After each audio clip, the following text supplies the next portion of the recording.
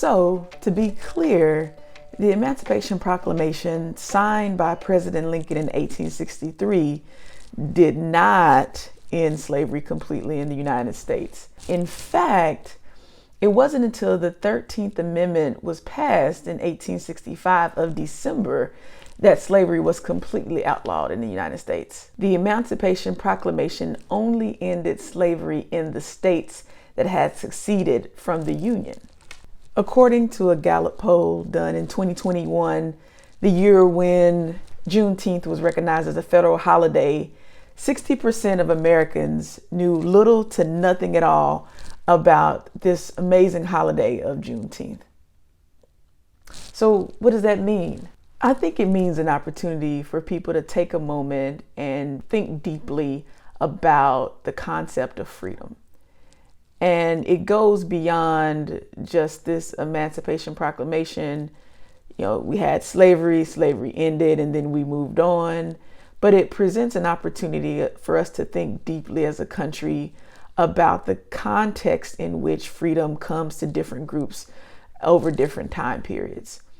Freedom is a fight, and it did not happen overnight. And that wasn't supposed to rhyme, by the way. It just did. But if you see these different time periods between 1863, Juneteenth, 1865, December 1865, when the 13th Amendment was passed, which outlawed slavery, but set the path for the convict leasing system, but that's another video. But these are moments that are worthy of celebration, and they go deeper than Juneteenth. For example, many states across the U.S. have moments that they celebrate that recognize the day freedom came for Black folks in their cities and in their states. So, for example, April 16th is Emancipation Day in Washington, D.C., which is a huge celebration that I've enjoyed attending for years. But it's the day that freedom came for African Americans in the district. August 8th is also an Emancipation Day in Tennessee. So this is where Black folks were freed from bondage in that state. And we all know about watch night ceremonies, with the first one being celebrated January 1st, 1866 in Charleston, South Carolina. And then, of course, a Juneteenth celebration counters the movement to remove so many important historical figures from our textbooks. When people like Harriet Tubman or Frederick Douglass or Ida B. Wells and her contributions are literally up for debate if they should be included as a part of our American story, a Juneteenth celebration recenters that discussion. In fact, it goes beyond the polarization of talking about history.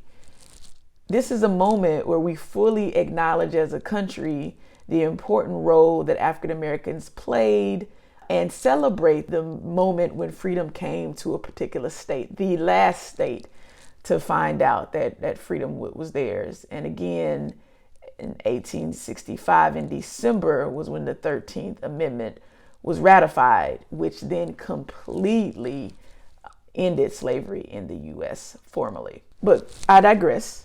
So when these politicians are having these back and forth debates about if it should be included, if it shouldn't be included, should we be talking about these things? Are we making children, particularly white children, uncomfortable?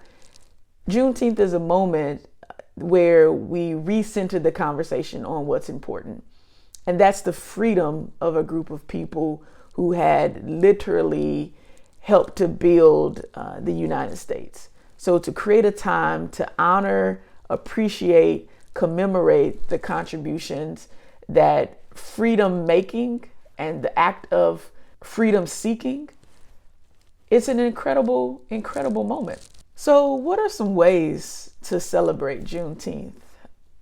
In my family, we often and still do get together for a family barbecue. We tell stories about our family's past, and we take a moment to completely unplug from the activities of the day to center and appreciate how important familial bonds are, this history is. And I often take walks and reflect on the work that I do as a preservationist, the why I do the work that I do.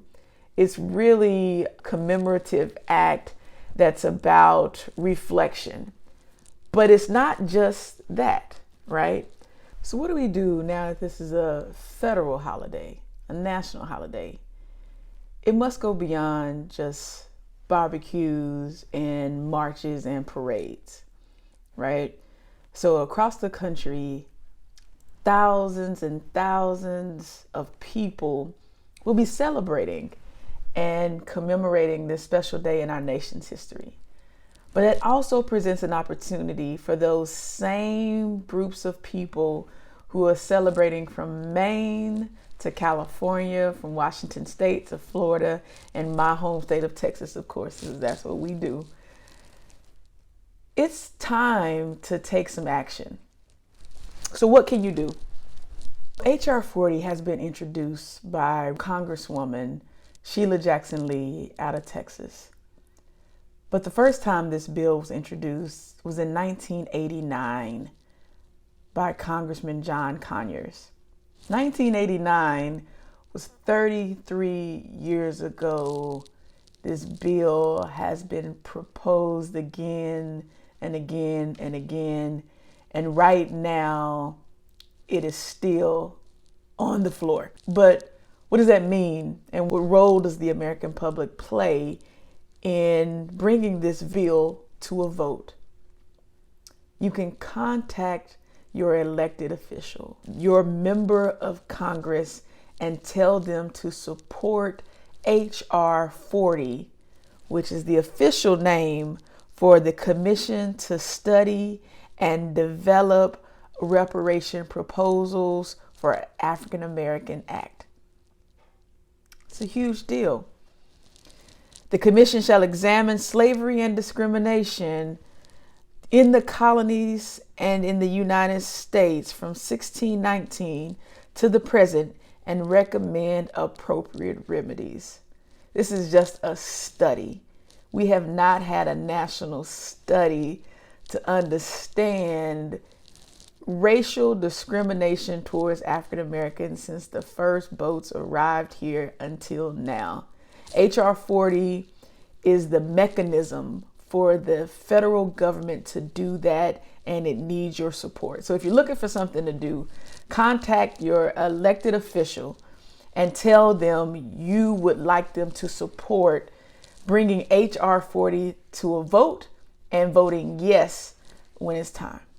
And just to be clear, and I'm going to use Congresswoman Jackson Lee's quote here when we're talking about reparations, and first thing people think about is money. Like, where is the money coming from? This is to support the study. The Congresswoman says to merely focus on finance is an empty gesture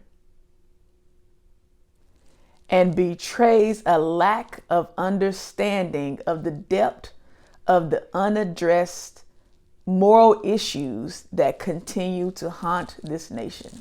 So it's bigger than money. And H.R. 40 is a study that we need in order to understand the full scope of not only enslavement, but other discriminatory practices that have been at play for generations. Listen, I understand the need to relax and hang out and enjoy a holiday, but Juneteenth is about action. We as a nation have been talking for far too long about the what ifs, the coulda, shouldas, the finger pointing, the blaming, who's responsible, all of the things. I mean, we're going in loops and circles here. We need to be clear as a country what our priorities are and how we want to spend it. So I encourage everyone on Juneteenth to take action, to figure out how you can celebrate freedom by ensuring that freedom is studied, that we do not take steps in the wrong direction in our national conversations about who we were in the past, which sets a clear trajectory on who we want to be. And I have my ideas, working across the nation for 15 years, I know people for a fact are tired of talking about things and tired of getting frustrated by inaction and are looking for solutions. And the best solution to these problems is for you to show up. For you, no matter what your background is, for you to get behind and support, not just verbally and not just on the social media by retweeting and hashtagging, not by signing a petition, but picking up the phone and calling your representative to get them to support a bill like HR 40, right? It's getting your city and state government to think deeply about what commemoration looks like, not only for the Juneteenth holiday, but in your state, in your own backyard. It's also equally important to understand, well, what are the discriminatory practices that are still in play that are remnants or holdovers from June 19th, 1865? How can you play a role in addressing those things? How can you take action?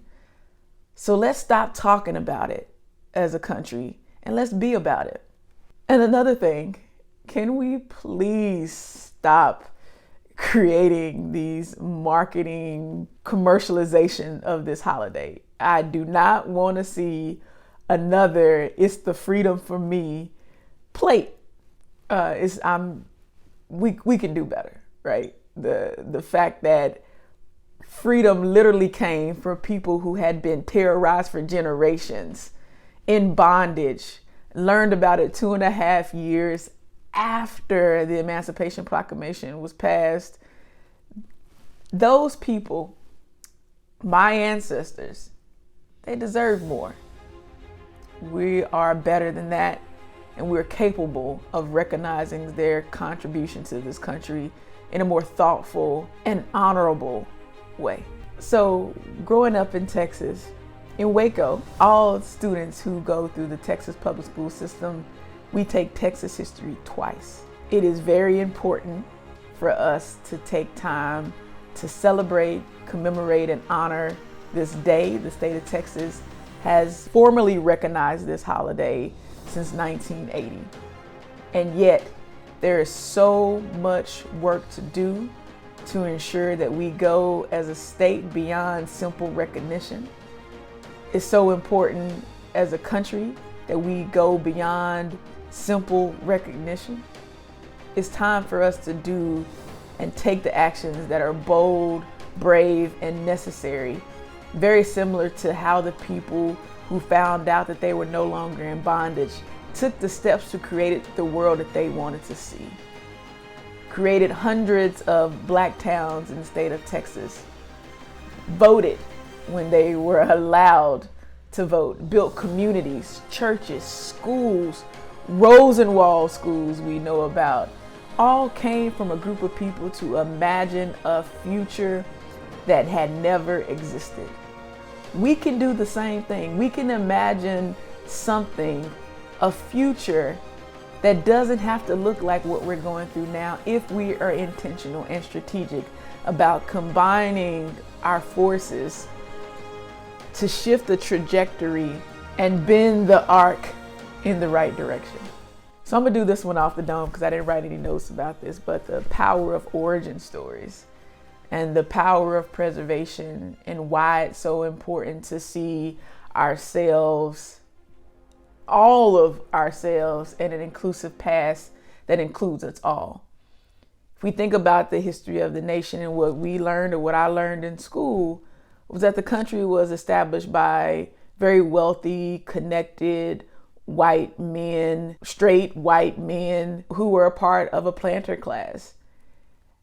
But the nation then was much more than that.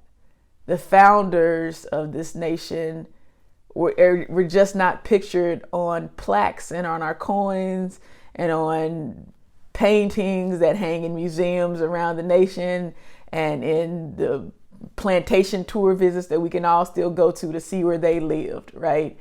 We are more than that. Our history is more than that. And when we get clearer on who we were, it helps us turn the page or readjust our focus to see, well, if we know who we were and all of the diversity that it took to make this nation what it is today, then I'm convinced that we will be able to adjust our lenses to bring them into full focus to a present that it reflects that past, and for us to imagine a future that is this beautiful tapestry of all of these experiences, because it's the truth. This nation was just not built by one group of people. It won't be sustained by one group of people. It won't be led by one group of people, because it never has. History is this beautiful, rich story that, when told right, outdoes anything you've seen on TV, any podcast you listen to, any book you've read. I mean, when you learn the complexities and the moments and the people that made us who we are, that shaped our national identity, it makes you appreciate the present even more.